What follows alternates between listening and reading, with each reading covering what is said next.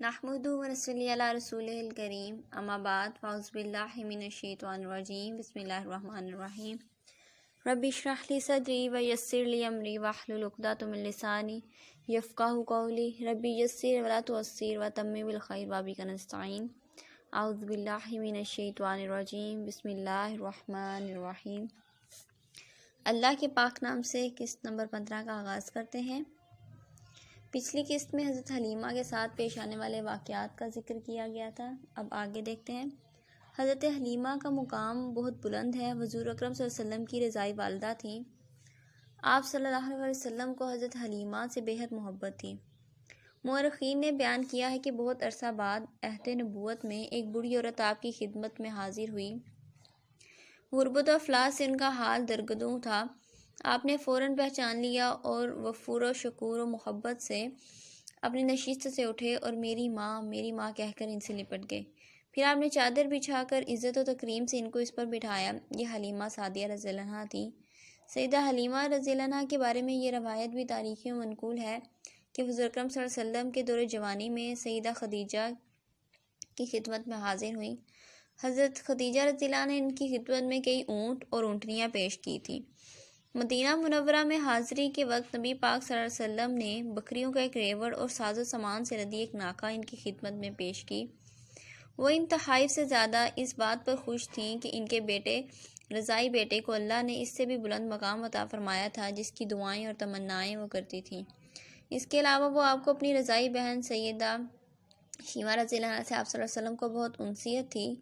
آپ کی شیر خوارکی کے زمانے میں انہوں نے آپ کو بہت کھلایا تھا۔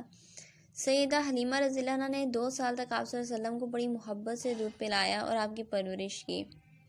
آپ صلی اللہ علیہ وسلم کی نشو و نما دوسرے بچوں سے بہت اچھی تھی، اس لیے جسمانی اعتبار سے 2 سال کی عمر میں بھی آپ صلی اللہ علیہ وسلم 4 برس کے دکھائی دیتے تھے۔ 2 سال کی عمر تک حلیمہ سعدیہ آپ صلی اللہ علیہ وسلم کو آپ کی والدہ ماجدہ سے ملوانے لے جاتی اور پھر واپس لے آتی۔ 2 سال بعد جب آپ صلی اللہ علیہ وسلم کو واپس مکہ لے جانے کا وقت آیا تو یہ امر حضرت حلیمہ رضی اللہ عنہا کے لیے بہت تکلیف کا باعث بن گیا، کیونکہ آپ صلی اللہ علیہ وسلم سے ان کو بے انتہا محبت تھی، جس کی وجہ سے آپ کی جدائی برداشت کرنا ان کے لیے کوئی آسان کام نہ تھا۔ حضرت حلیمہ فرماتی ہیں، جب 2 سال گزر جانے پر میں آپ کو لے کر حضرت آمنہ کے پاس پہنچی تو آپ کی جدائی کے غم میں میری آنکھوں سے بے تحاشا آنسو بہہ رہے تھے۔ یہ دیکھ کر حضرت آمنہ بولی، کیا تم اسے اپنے پاس کچھ اور رکھنا چاہتی ہو؟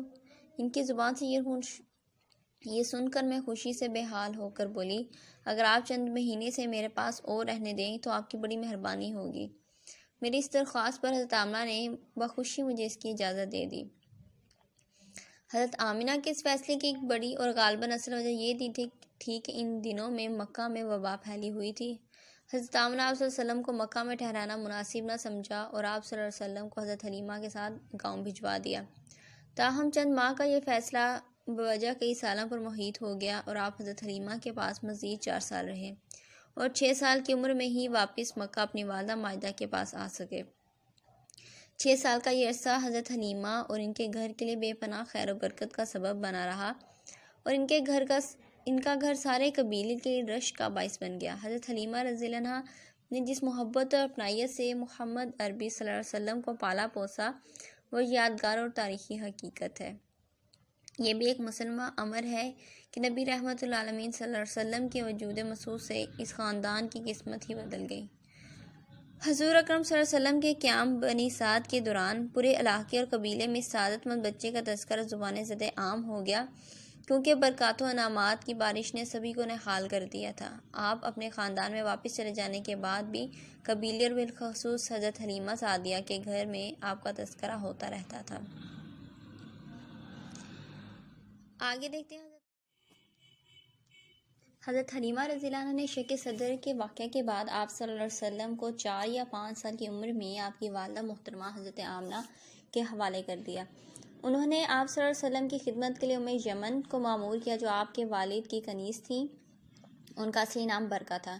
جب آپ صلی اللہ علیہ وسلم کی عمر 6 سال کو ہوئی تو آپ کی والدہ حضرت آمنہ حضور اکرم صلی اللہ علیہ وسلم کو ساتھ لے کر اپنے مرحوم شوہر حضرت عبداللہ کی قبر کی زیارت کے لیے یثرب روانہ ہوئی۔ 2 اونٹوں پر مشتمل اس مختصر سے قافلے میں آپ صلی اللہ علیہ وسلم کی کنیز حضرت ام یمن رضی اللہ عنہا بھی ہمراہ تھیں۔ وہ دارالنباغہ میں اتری جہاں حضرت عبداللہ مدفون تھے اور ایک مہینہ وہاں قیام کیا۔ وہاں آپ صلی اللہ علیہ وسلم نے بنی نجار کے تالابوں میں تیرنا سیکھا اور گڑھی کے سامنے ننھیالی لڑکوں کے ساتھ کھیلا کرتے۔ حضرت ام یمن رضی اللہ عنہا کا بیان ہے کہ یثرب کے یہود حضور اکرم صلی اللہ علیہ وسلم کو بڑے غور سے دیکھتے۔ میں نے سنا ان میں سے ایک کہہ رہا تھا کہ یہ اس امت کے نبی ہیں اور یہی ان کا دارالہجرت ہے۔ میں نے ان کی یہ بات ذہن میں محفوظ کر لی۔ واپسی میں بدر کے قریب ابوابہ کے مقام پر حضرت آمنہ بیمار ہوئیں، جس کی وجہ سے اس قافلے نے وہاں قیام کیا۔ حضرت آمنہ نے وہیں وفات پائی۔ وقت آخر آپ صلی اللہ علیہ وسلم اپنی والدہ کے سرہانے بیٹھے تھے۔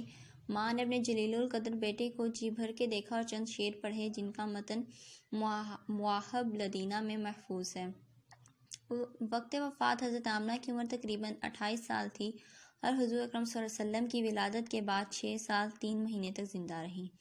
حضرت آمنہ کو اسی جگہ دفن کیا گیا اور حضرت ام یمن رضی اللہ عنہا آپ کو لے کر مکہ واپس حضرت عبدالمطلب کے پاس پہنچی۔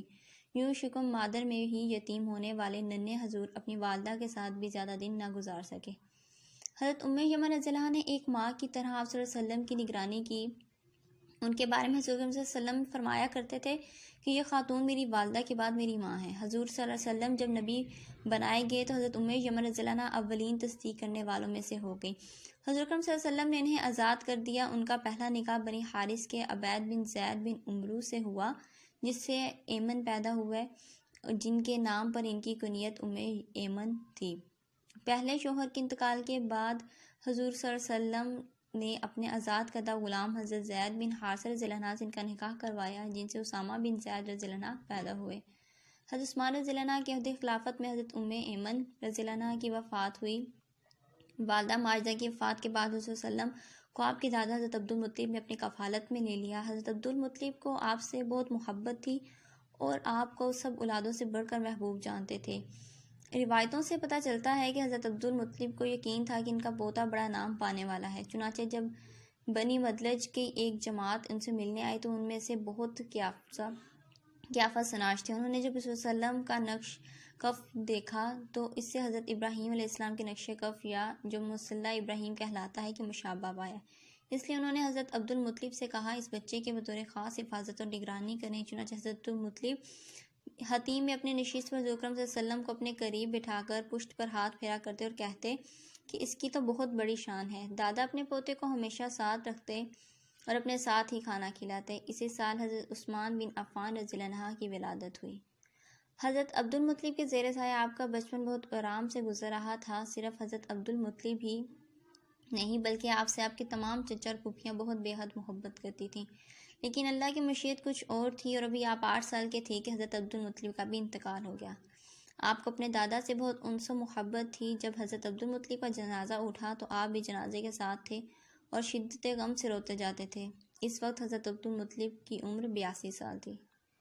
8 سال کے ایک معصوم بچہ جس کے ماں باپ بھی وفات پا چکے اور اب شفیق دادا بھی، نہ کوئی بہن نہ کوئی بھائی، تنہا، لیکن کون جانتا تھا کہ بظاہر یہ بے آسرا معصوم بچہ کچھ ہی عرصہ بعد ہزاروں لاکھوں کا آسرا بننے والا ہے۔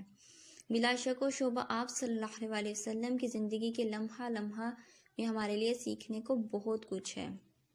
حضرت عبدالمطلب کی وفات کا واقعہ ایک اور لحاظ سے بھی اہمیت کا حامل ہے۔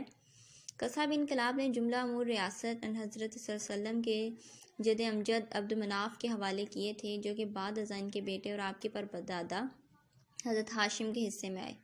دوسری طرف حضرت ہاشم کے ہی دور میں خانہ کعبہ کی تولیت کے زیادہ تر حقوق بھی حضرت ہاشم نے حاصل کر لیے اور ان سے یہ تمام اختیارات حضرت عبدالمطلب کو بھی وراثتاً حاصل ہوئے تھے۔ ان کی حیثیت اپنے والد حضرت ہاشم کی طرح مکہ کے سردار کی تھی، لیکن ان کی وفات نے دفعتاً بنو ہاشم کے اس رتبہ امتیاز کو گھٹا دیا اور کئی دہائیوں بعد یہ پہلا موقع تھا کہ دنیاوی اعتبار سے خاندان بنو امیہ خاندان بنو ہاشم پر غالب آ گیا اور مکہ کی مسند ریاست پر حرب متمکن ہوا، جو امیہ کا نامور فرزند تھا۔ حضرت ابو سفیان رضی اللہ عنہ انہی حرب بن امیہ کے بیٹے تھے اور حرب کے بعد مکہ کے سردار اور سپہ سالار بنے۔ حرب بن امیہ نے ریاست اور تولیت خانہ کعبہ کے جملہ اختیارات اپنے قبضے میں کر لیے اور صرف سقایا یعنی حاجیوں کو پانی پلانے کی سعادت ہی حضرت عباس رضی اللہ عنہ کے پاس باقی رہی، جو حضرت عبدالمطلب کے سب سے چھوٹے بیٹے تھے۔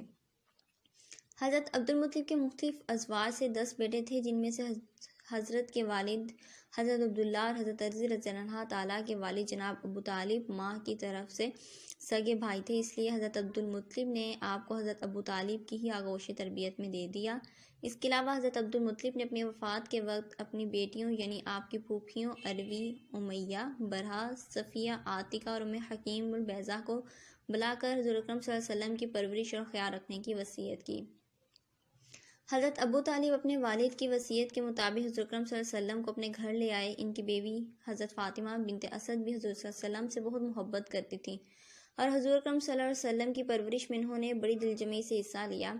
حضرت ابو طالب بھی آپ سے بہت محبت کرتے تھے اور مرتے دم تک آپ کے سر پر کسی مضبوط سائبان کی طرح سایہ کیے رکھے۔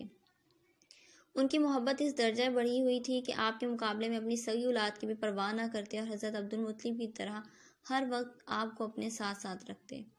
حضرت ابو طالب کثیر العیال تھے، اس لیے بڑی اسرت اور تنگدستی سے گزر بسر ہوتی تھی۔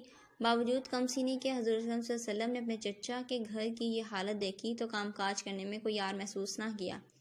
لوگوں کی بکریوں کو اجرت پر چراتے اور بکریوں کو مکہ کے ایک پہاڑی اجیاد کے قریب عریقت نامی مقام پر لے جایا کرتے اور اس سے جو کچھ اجرت ملتی وہ اپنے چچا کو دیتے۔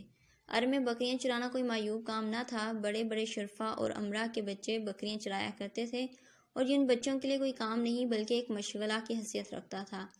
اور عرب طرز معاشرت کا جائزہ لیا جائے تو اس سے بآسانی سمجھا جا سکتا ہے۔ زمانہ رسالت میں آپ اس سادہ اور پرلطف مشغلہ کا ذکر فرمایا کرتے تھے۔ ایک مرتبہ آپ صحابہ کرام کے ساتھ اسی جنگل میں تشریف لے گئے۔ حضرت جابر بن عبداللہ رضی اللہ عنہ سے روایت ہے کہ ہم لوگ اراک پیلو کے درخت کے پھل چن رہے تھے تو آپ صلی اللہ علیہ وسلم نے فرمایا جو سیاہ ہو گیا وہ لے لو کہ وہی سب سے اچھا ہوتا ہے۔ اس پر صحابہ نے عرض کیا یا رسول اللہ صلی اللہ علیہ وسلم کیا آپ بھی بھیڑ بکریاں چرایا کرتے تھے؟ فرمایا ہاں، کوئی پیغمبر ایسا نہیں گزرا جس نے بھیڑ بکریاں نہ چرائی ہوں۔ 10-12 سال کی عمر تک آپ صلی اللہ علیہ وسلم کا یہ مشغلہ جاری رہا۔ اللہم انی اسألک علما نافعا ورزقا طیبا وعملا متقبلا سبحانک اللہم وبحمدک نشہد